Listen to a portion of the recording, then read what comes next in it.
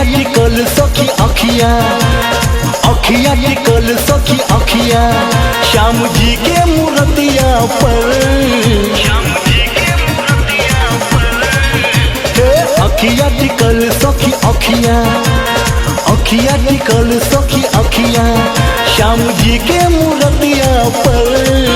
रे हो गलू दीवाना राधा रानी ई सावरे सूरतिया पर, तू तो हो गलू दीवाना राधा रानी ई सावरे सूरतिया पर।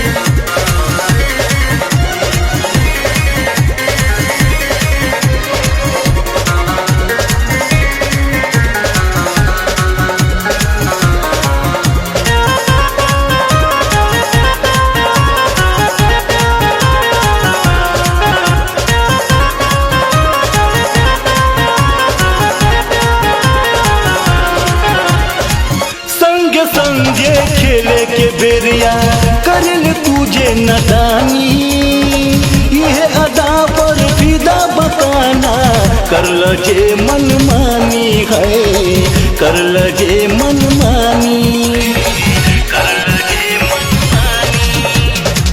संगे संगे खेले के बेरिया करल तुझे नदानी, यह अदा पर फिदा बकाना करल जे मनमानी है, करल जे मनमानी।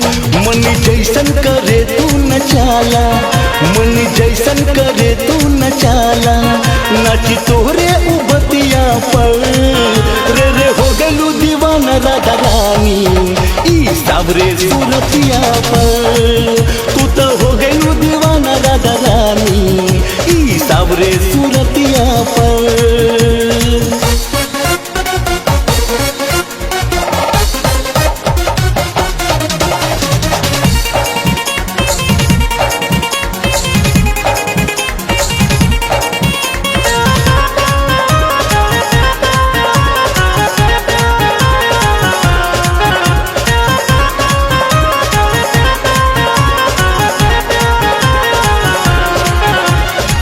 सरयू पर जब जावे कन्हैया गया के अपन चराने, कन्हा से मिले लू रोजे तू आके, पानी भरे के बहाने है, पानी भरे के बहाने, पानी भरे के बहाने।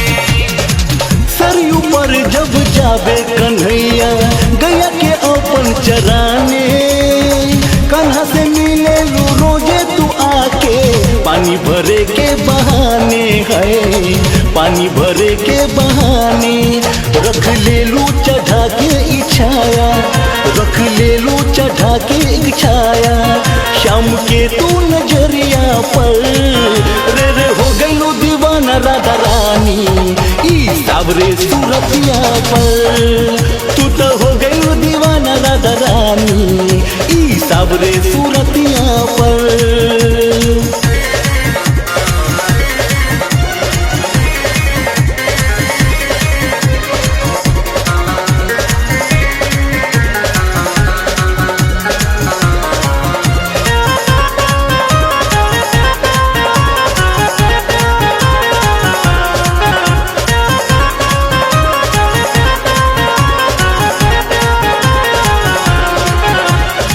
गोकुल नगरिया के अनिल सुरसरिया सुनत जे प्रेम कहानी, हर जगह बिखरल बा ब्रज में राधा के प्रेम निशानी है, राधा के प्रेम निशानी, राधा के प्रेम निशानी।